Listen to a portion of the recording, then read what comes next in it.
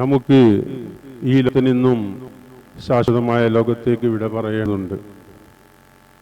അത് സംരക്ഷിച്ചെടുക്കുന്നതിനുള്ള തീവ്രമായ ശ്രമങ്ങളും പരിശ്രമങ്ങളുമാണ് മഹൽ ജമാഅത്തിൻ്റെയും ഖുവത്തുൽ ഇസ്ലാമിൻ്റെയും അതുപോലെ വിവിധ മേഖലകളിലുള്ള ഒരുമിച്ചുകൂടലുകളുടെയും ഒക്കെ തന്നെ പിന്നിലുള്ള ഉദ്ദേശം.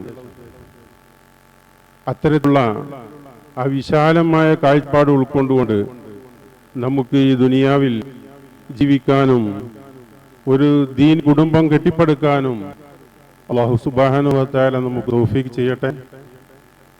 മഹൽ ജമാഅത്തിന്റെ കാരണന്മാരും പൂർവ്വ വിദ്യാർത്ഥികളും രക്ഷിതാക്കളും ഒരുമിച്ച് കൂടിയ ഈ സദസ്സ് നാം ഇവിടെ പുതിയ പുതിയ കാര്യങ്ങൾ ഉൾക്കൊണ്ടുകൊണ്ട് ജീവിതത്തെ ചിട്ടപ്പെടുത്താൻ പ്രതിജ്ഞബദ്ധരായി മടങ്ങിപ്പോകണം. റസൂലുള്ളാഹി സ്വല്ലല്ലാഹു അലൈഹി വസല്ലമ പറഞ്ഞ ഒരു ഹദീസ് ഉണ്ടല്ലോ, കുല്ലും റാഈൻ വകുല്ലുക്കും മസ്ഊലുൻ അനി റഈയതി. ഓരോരുത്തരും ഉത്തരവാദിത്വ ബോധമുള്ളവരാണ്. അവരുടെ വിവിധങ്ങളായ മേഖലകളിലുള്ള ഭരണീയരുടെ മേൽ ശരിയാവണ്ണം ഭരണം നടത്തി ഉത്തരവാദിത്വം പൂർത്തീകരിക്കേണ്ടവരാണ്. രക്ഷിതാക്കൾ, മാതാപിതാക്കൾ അല്ലെങ്കിൽ പിതാവ്, അവരുടെ വീട്, കുടുംബം, മക്കളാകുന്നതായ ആ ഒരു വലിയ കാഴ്ചപ്പാടിലൂടെയുള്ള ലോകത്ത് ശരിയാവണ്ണം ഉത്തരവാദിത്വം നിർവഹിച്ച് ഭാര്യയെയും മക്കളെയും ഒക്കെ ധാർമ്മികതയിലേക്ക് പിടിച്ചുകൊണ്ടുവരാനും അധാർമികതയിലേക്ക് പോകുന്നതിനെ തൊട്ട് മനഃശാസ്ത്രപരമായ ഇടപെടലുകൾ, മാതൃകാപരമായ ഇടപെടലുകൾ, കുട്ടികൾക്ക് മാതൃകാപരമായ ഇടപെടലുകൾ നടത്തിക്കൊണ്ട് ശരിയാവണ്ണം അവരെ സംരക്ഷിച്ചിട്ടില്ലെങ്കിൽ അത് നാളെ അല്ലാഹുവിന്റെ മുമ്പിൽ ചോദ്യം ചെയ്യപ്പെടുന്നതാണ്. ഈ കാര്യം നാം പ്രത്യേകം മനസ്സിലാക്കണം. രക്ഷിതാക്കൾ പ്രത്യേകം മനസ്സിലാക്കണം. റബ്ബന അരിനല്ലദീന അളല്ല എന്ന് പറഞ്ഞുകൊണ്ടുള്ള ആയത്തിൽ നാളെ പരലോകത്ത് വെച്ച് ഒരു വിഭാഗം മക്കൾ, വഴികേടിലായി പരാജയത്തിലപ്പെട്ട മക്കൾ, അവരെ വഴികേടിയിലാക്കി രക്ഷിതാക്കളെ അവരുടെ നെഞ്ചിൽ കയറിയിരിക്കാനുള്ള ഒരു അവസരം ചോദിച്ചുകൊണ്ട് ഇടപെടുന്ന സമയമുണ്ട്. നാം ശ്രദ്ധിക്കണം. മാതാപിതാക്കളുടെ മനഃശാസ്ത്രപരമായ ഇടപെടലുകളോ അതല്ലെങ്കിൽ അവരെ സംരക്ഷിച്ച് പരിപാലിച്ച് മാതൃകയാകേണ്ട കാര്യങ്ങളിൽ വീട് വരുത്തിക്കൊണ്ട് മക്കൾ വഴികേടിലായാൽ നാം പള്ളിയിൽ പോയി എഴുതിക്കും, നമ്മൾ ഉംറ ചെയ്യലും മറ്റുള്ള ഇബാദത്തുകളും ഒക്കെ ചെയ്തുകൊണ്ട് നാളെ റബ്ബിന്റെ അടുത്തേക്ക് പോകുമ്പോൾ ഈ മക്കൾ നമ്മളെ കാത്തിരിക്കുകയാണ്. അവരുടെ പ്രതികാരത്തിന്റെ അരിശം അവരുടെ മാതാപിതാക്കളുടെ നെഞ്ചിലൊന്ന് കയറി അല്ലെങ്കിൽ കാല് വെച്ചുകൊണ്ട് അരിശം തീർക്കാൻ വേണ്ടി ഇത്തരത്തിലുള്ള വളരെ വിഷമകരമായ ഈ സന്ദർഭങ്ങളെല്ലാം അതിൽ നിന്നെല്ലാം നാം രക്ഷപ്പെടണമെങ്കിൽ നമ്മൾ എന്ത് ചെയ്യണം? നമ്മളുടെ വീട്, നമ്മുടെ മക്കൾ, ഭാര്യ എന്നിവരുടെ ആ വരണീയരുടെ ലോകത്ത് നാം ചെയ്യുന്ന ഉത്തരവാദിത്വം ശരിയാവും ചെയ്തിട്ടില്ലെങ്കിൽ നാം നാളെ ചോദ്യം ചെയ്യപ്പെടുന്നതാണ്. അതുപോലെ തന്നെ വിവിധ മേഖലകളിലൊക്കെ ഇപ്പൊ നമുക്കറിയാം, നമ്മുടെ പള്ളി ജമാഅത്തുകൾ ഇതര സംസ്ഥാനങ്ങളിൽ നിന്ന് വ്യത്യസ്തമായി കേരളത്തിലെ പള്ളി ജമാഅത്തുകളും അതിൽ സംഭാവനയും അതിൻ്റെ പരിപാലനങ്ങളും ഒക്കെ നടത്തിക്കൊണ്ട് മാതൃകാപരമായ സേവനങ്ങളാണ് നമ്മുടെ നാട്ടിലെ മഹല്ല് ജമാഅത്തുകൾ നടത്തുന്നത്. ഇനിയും നാം ചിന്തിക്കണം, ഇനിയും നാം തിരിച്ചറിയണം, നമ്മളിൽ കൂടുതൽ ഉത്തരവാദിത്തങ്ങളുണ്ടോ? മഹല്ല് ജമാഅത്തിന്റെ ഭരണസമിതിക്ക് ഇനിയും കൂടുതൽ ഉത്തരവാദിത്തങ്ങളുണ്ടോ എന്ന് നാം ഓരോരുത്തരും ചിന്തിക്കണം. ദീനിന്റെ പരിപാലനം പക്ഷെ ദീൻ നിലനിർത്തേണ്ടുന്നതായ ഉത്തരവാദിത്വവും കൂടി നമ്മളിലുണ്ട്. നാം ദീനിന്റെ അടയാളങ്ങളാവണം. നാം ഒരു മീനിൽ പങ്കെടുത്തുകൊണ്ട് ഒപ്പിട്ടു പോകുന്നതായ ആ സംവിധാനത്തിന്റെ മുകളിലായിക്കൊണ്ട് നാളെ നാം ഈ ഭരണസമിതിയിൽ വന്നതുകൊണ്ട് ഉത്തരവാദിത്വ ബോധം നാളെ ചോദ്യം ചെയ്യപ്പെടുന്ന അവസ്ഥ, ആ ചോദ്യം ചെയ്യപ്പെടലിൽ വളരെ വിഷമിക്കേണ്ടി വരുന്ന അവസ്ഥകൾ വരുമോ എന്ന് ചിന്തിച്ച് മഹല്ല് ജമാഅത്തിന്റെയും അതുപോലെ ഖുവത്തുൽ ഇസ്ലാമിന്റെയും അതുപോലെ ദീനി ദഅവത്തിന് വേണ്ടി പ്രവർത്തിക്കുന്ന ഏത് മേഖലയിലായാലും അവരവരുടെ ഉത്തരവാദിത്തങ്ങൾ, ദീന്റെ അടയാളങ്ങൾ ജീവിതത്തിൽ, കുടുംബജീവിതത്തിലും മുറുകെ പിടികൊണ്ട് നാളെ റബ്ബിന്റെ മുമ്പിൽ ചോദ്യം ചെയ്യപ്പെടുമ്പോൾ വിജയകരമായി നമുക്ക് അല്ലാഹുവിന്റെ സ്വർഗ്ഗത്തിലേക്ക് പ്രവേശിക്കാൻ അവസരമുണ്ടാകണം. അവസരം നഷ്ടപ്പെടുന്നതായ കാര്യങ്ങളെപ്പറ്റി നാം ഇല്ലായ്മയിൽ നിന്നും ഉണ്ടാക്കി തീർത്ത ഈ സംവിധാനങ്ങളൊക്കെ തന്നെ അൽഹംദുലില്ലാഹ് വലിയ ഖിദ്മത്താണ്. അതോടൊപ്പം ഇനിയും ഉത്തരവാദിത്വമുണ്ടോ എന്ന കാര്യത്തിൽ നാം എല്ലാവരും ചെയ്യേണ്ടതുണ്ട്. അല്ലാഹു സുബ്ഹാനഹു വ തആല ഈ ദുനിയാവിലേക്ക് നമുക്ക് നൽകിയ ഈ ജീവിതം നമ്മുടെ വഴികാട്ടിയായ പ്രവാചകൻ സല്ലല്ലാഹു അലൈഹി വസല്ലമ തങ്ങളുടെ ജീവിതത്തെ ഫോളോ ചെയ്തുകൊണ്ട് ഓരോ ദിവസവും കൂടുതൽ കൂടുതൽ സുന്നത്തുകളിലേക്ക് പ്രവേശിച്ചുകൊണ്ട് എല്ലാ മേഖലയിലും നമ്മളെ വഴിതെറ്റിക്കാൻ ശ്രമിച്ചുകൊണ്ടിരിക്കുന്ന പിശാചിന്റെ ദുർബോധനങ്ങളെയും ചതികളെയും തിരിച്ചറിഞ്ഞുകൊണ്ട് നമുക്ക് ജീവിക്കാനും നമ്മുടെ പിൻഗാമികളായി ഒരു ഇസ്സത്തുള്ള മുസ്ലിം കുടുംബം കെട്ടിപ്പടുക്കാനും നാം എല്ലാവരും തയ്യാറാവണം. അതിനുവേണ്ടി നാം പരീക്ഷിക്കണം. അതിനുവേണ്ടി ധാരാളം ചർച്ചകൾ ചെയ്യണം. അതിനുവേണ്ടി ധാരാളം പ്രാർത്ഥിക്കണം എന്ന് എൻ്റെ ശരീരത്തോടും ഈ സദസ്സോടും ഉണർത്തിക്കൊണ്ട് എൻ്റെ ഉദ്ഘാടനം ഞാൻ അവസാനിപ്പിക്കുന്നു. അസ്സലാമു അലൈക്കും വറഹ്മത്തുള്ളാഹി തആല വബറകാതുഹു.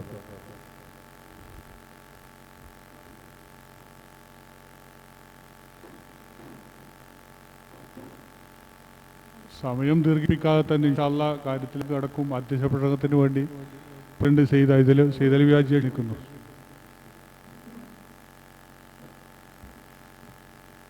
അസ്സലാമു അലൈക്കും വറഹ്മത്തുള്ളാഹി വബറകാതുഹു.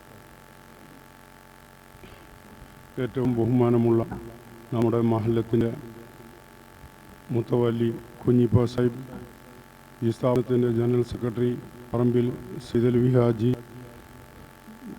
നമ്മുടെ ഖജാഞ്ചി CP സുലൈമാൻ ഹാജി, എൻ്റെ സഹപ്രവർത്തകരായ ബരിക്കോടത്തെ സൈദലവി ഹാജി, പറമ്പിൽ ബാവ ഹാജി, സിമാനു, ചേലക്കലാം സഹാജി, മറ്റു കമ്മിറ്റി ഭാരവാഹികൾ, സയ്യിദ് കുഞ്ഞുമോൻ തങ്ങൾ ഉദ്ഘാടനത്തിൽ ഒരുപാട് കാര്യങ്ങൾ ഉണർത്തുകയും ആവർത്തിക്കുകയും ചെയ്തു. അതുപോലെ നമ്മുടെ പിന്നിലിരിക്കുന്ന സയ്യിദ് മുത്തുവായ തങ്ങൾ പാപ്പാടെ പുത്രൻ, അങ്ങനെ വേദിയിലും സദസ്സിലുള്ള എല്ലാവരെയും പേരെടുത്ത് പറയുമ്പോൾ ഒരുപാട് സമയം നമുക്ക് നീണ്ടുപോകും. നമ്മുടെ എളിയ ക്ഷണം സ്വീകരിച്ചു ഇവിടെ എത്തിയ നമ്മുടെ സുലൈമാൻ മേപ്പത്തൂർ, ഡോക്ടർ സുലൈമാൻ മേപ്പത്തൂർ നമ്മുടെ നാട്ടിൻ്റെയും പരിസരത്തെയും മറ്റു മഹല്ലുകളുടെയൊക്കെ അഭിമാനമാണ്. ചെറുപ്പം മുതൽ അദ്ദേഹം വിദ്യാർത്ഥിയാണ്, ഇപ്പോഴും വിദ്യാർത്ഥിയാണ് എന്നാണ് എൻ്റെ തോന്നൽ. അദ്ദേഹം പഠിച്ചുകൊണ്ടിരിക്കുന്നുണ്ട്. ഒരുപാട് മേഖലയും പുറത്തെല്ലാം പോയി പ്രസംഗിച്ചു, പല ഉത്ബോധനങ്ങളും നടത്തി. പരിചയമുള്ള ആളാണ്. ഞാൻ നിങ്ങൾക്കാർക്കും അവരെ പരിചയപ്പെടുത്തേണ്ടതില്ല. ഞാൻ കൂടുതൽ നീട്ടിപ്പരുതി പറയുന്നുമില്ല. നമ്മുടെ മഹല്ലിൻ്റെ തുടക്കം എന്ന് പറയുമ്പോൾ ഈ മദ്രസയുടെ തുടക്കം 1962 നമ്മൾ മദ്രസ തുടങ്ങി. 63 ഇതിൻ്റെ അംഗീകാരം നമുക്ക് ലഭിച്ചു. അന്ന് മുതൽക്കുള്ള വിദ്യാർത്ഥികൾ ഒരുപാട് മേഖലയിലും പല ആളുകൾ അധ്യാപകന്മാരായി, പല ആളുകളും പല മേഖലയിലും പഠിച്ചുയർന്ന് പല മേഖലയിലുമായി പ്രവർത്തിക്കുവാനും തുടങ്ങി. പക്ഷേ നമ്മുടെ നാട്ടിൻ്റെ പഴയ അവസ്ഥയെക്കുറിച്ച് ഞാൻ ഒന്ന് ഓർമ്മപ്പെടുത്തിക്കൊണ്ട് ഞാൻ അവസാനിപ്പിക്കും ഇൻഷാ അല്ലാഹ്.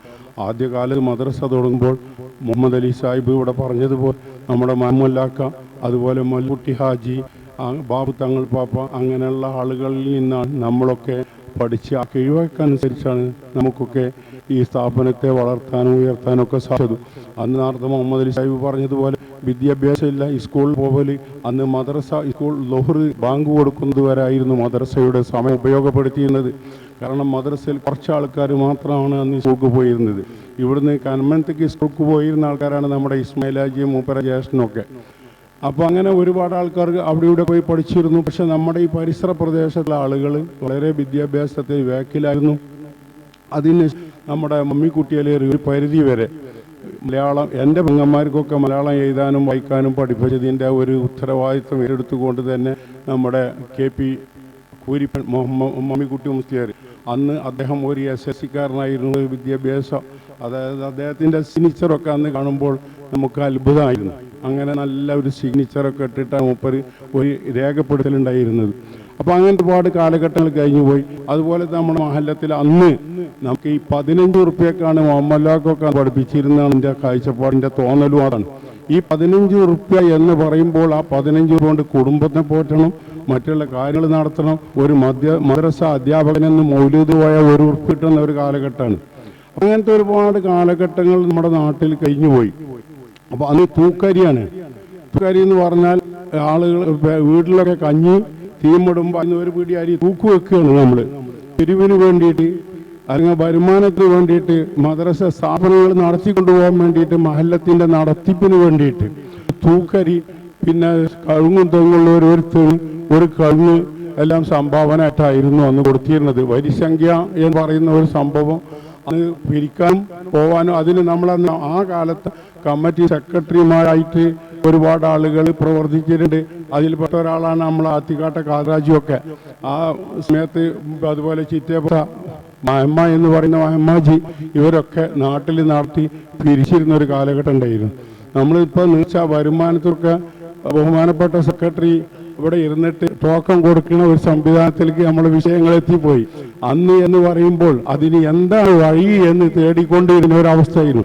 ഞാൻ കമ്മിറ്റിയിൽ ഞാനോ 3-4 സെക്രട്ടറിമാരെ കീഴിൽ പ്രസിഡൻ്റായിട്ടുണ്ട്. അവരെ ഒപ്പം പ്രസിഡൻ്റായിരുന്നിട്ടുണ്ട്. ഒന്ന് ഞാൻ ഖജാൻജിയായി വന്നപ്പോൾ പുന്നക്കോട മൊയ്തീനിയാക്ക സെക്രട്ടറിയാണ്. പിന്നീട് വൈക്കോടത്ത് സെയ്തൽവേജി സെക്രട്ടറി, ഞാൻ പ്രസിഡൻ്റായപ്പോൾ വൈക്കോടത്ത് സെയ്തൽവേജി സെക്രട്ടറിയായി. പിന്നീട് പറമ്പിൽ ബാവ സെക്രട്ടറി, പിന്നെ ഇപ്പോൾ പറമ്പിൽ സെയ്തൽവേജി സെക്രട്ടറിയായി. ഇവരൊക്കെ ഇവിടെ പ്രവർത്തിച്ച ഒരു പരിചയം വെച്ചിട്ട് ഞാൻ പറയാം, ആ കാലത്തെ ഒരു ത്യാഗങ്ങൾ സഹിച്ച ആളുകളാണ് നമ്മുടെയൊക്കെ മഹാന്മാർ. അവർ നമുക്ക് പിന്തുണ കാഴ്ച തന്നു.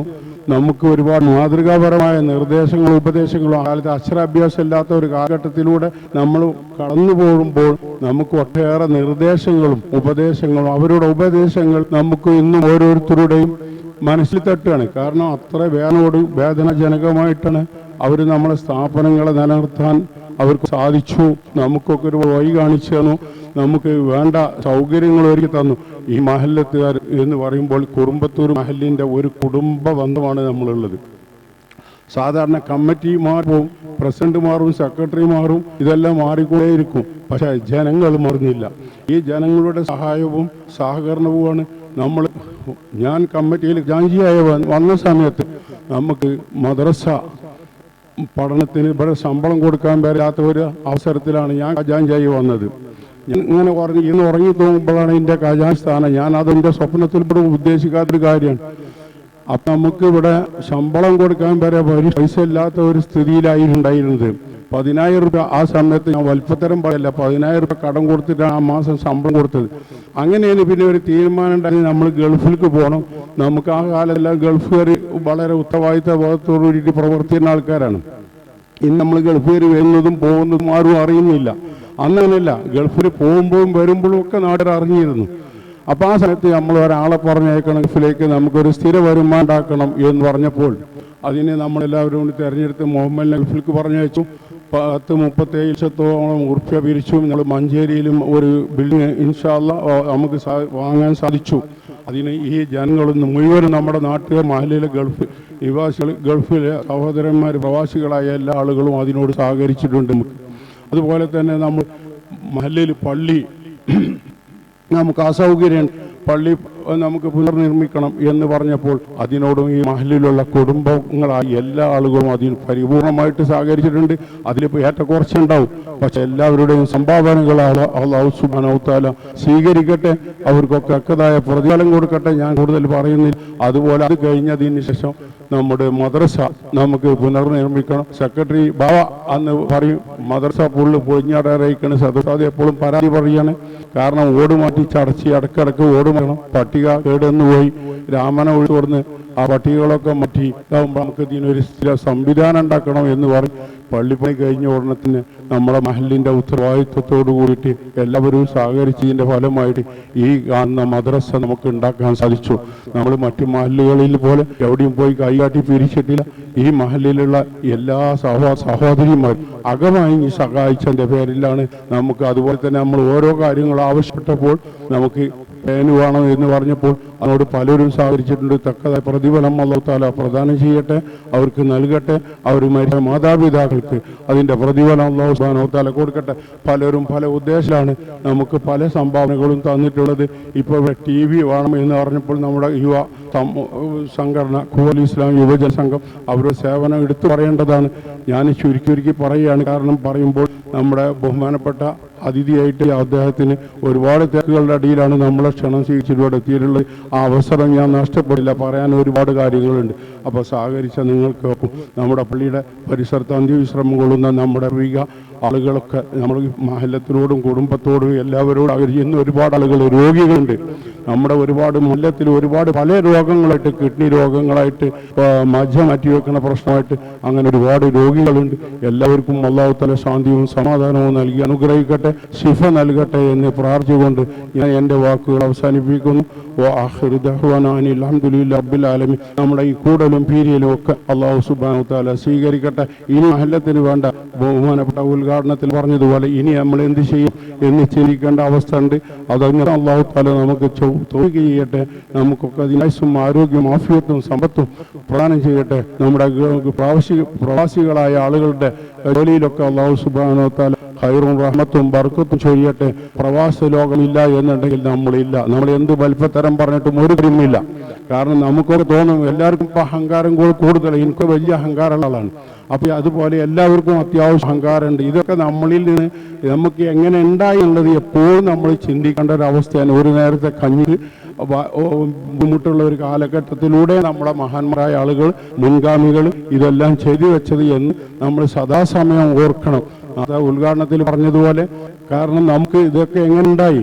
അല്ലാഹു സുബ്ഹാനഹു വ തആല നമ്മുടെ പ്രവാചകനിലൂടെ നമ്മൾ ഏൽപ്പിച്ച ദൗത്യങ്ങൾ പൂർത്തീകരിക്കാൻ നമ്മൾ ഓരോരുത്തരും ബാധ്യസ്ഥരാണ്. അത് നമ്മളെ പടച്ച തമ്പുരാൻ അങ്ങനെ സൂക്ഷിച്ച് ജീവിക്കാൻ അല്ലാഹു സുബ്ഹാനഹു വ തആല നമ്മുടെ ഒരുപാട് പണ്ഡിതന്മാരിവിടെ പോയിട്ടുണ്ട്. ഇവിടെ ആദ്യത്തെ നമ്മുടെ മുഹമ്മദാജി, അതുപോലെ കുഞ്ഞാലം മുസ്ലിയാർ, ഒരുപാട് അവർക്ക് സേവനം ഏറ്റവും വലുതാണ്. പിന്നെ വേറെ പ്രസ്ഥാനങ്ങളിലൊക്കെ പോയിട്ടുണ്ടാവും, അതൊന്നും നമ്മൾ നോക്കണ്ട. പക്ഷെ അവരിവിടെ നിന്ന കാലത്ത് നമ്മുടെ മഹല്ലത്തിന് വേണ്ടി എന്തൊക്കെ ചെയ്തോ അതൊക്കെ നമ്മൾ ചിന്തിക്കാൻ ബാധ്യസ്ഥരാണ്. എല്ലാവർക്കും നല്ല നന്മ ചെയ്ത ആളുകൾക്കൊക്കെ അല്ലാഹു പ്രദാനം ചെയ്ത് അവർക്ക് ഖൈറും റഹ്മത്തും ബർക്കത്തും പ്രദാനം ചെയ്യട്ടെ. തഖബ്ബൽ മിന്നാ ഇന്നക അൻതസ് സമീഉൽ അലീം വതുബ് അലൈനാ ഇന്നക അൻതത് തവ്വാബുർ റഹീം. അസ്സലാമു അലൈക്കും വറഹ്മത്തുള്ളാഹി വബറകാതുഹു. അടുത്തതായിട്ട് ഒരു നമ്മുടെ മുത്തവല്ലി അറിയാലോ, പ്രതിസന്ധി ഘട്ടങ്ങളിലൊക്കെ നമ്മുടെ മഹല്ലത്തിനും പ്രശത്തിനും അറിയാതെ പറയാതെ ചെയ്തു തരുന്ന നമ്മുടെ മുത്തവല്ലിയാണ്. അദ്ദേഹം തെക്കിലാണ്, എന്നാലും നിർബന്ധപൂർവ്വം വരാൻ വേണ്ടി പറഞ്ഞതാണ്. അറിയാം, മൈക്കന്റെ മുന്നൊന്നും പറയാൻ കഴിഞ്ഞില്ലെങ്കിലും കാര്യങ്ങൾ പരിഹരിക്കുന്നതിൽ മിക്കനായ നമ്മുടെ മുത്തവല്ലി. പക്ഷെ മൈക്കടന്ന് പറയില്ല. അതുകൊണ്ട് തന്നെ അദ്ദേഹത്തിന്റെ ഒരു ചടങ്ങുണ്ട്. നമ്മുടെ ഈ പറഞ്ഞ വിശിഷ്ട വ്യക്തിത്വം മുഖ്യ പ്രഭാഷകൻ സുലൈമാൻ മേൽപ്പത്ത് സാഹിബിന് ഒരു ഉപഹാരം നൽകുകയാണ്. അതോടൊപ്പം തന്നെ ഞാൻ നേരത്തെ പറഞ്ഞ നമ്മുടെ ഖുവത്തുൽ ഇസ്ലാം യുവജന സംഘത്തിന്റെ ഭാരവാഹികൾ, ഞാൻ പേര് പറയാം, അവരോട് വിട്ടുപോയാലും അവരിങ്ങോട്ട് വേദിയിലേക്ക് വരണം. നമ്മുടെ കമ്മിറ്റി ഭാരവാഹികളായ ഷിഹാബ്, അംഷാ ബദ്രി, അതുപോലെ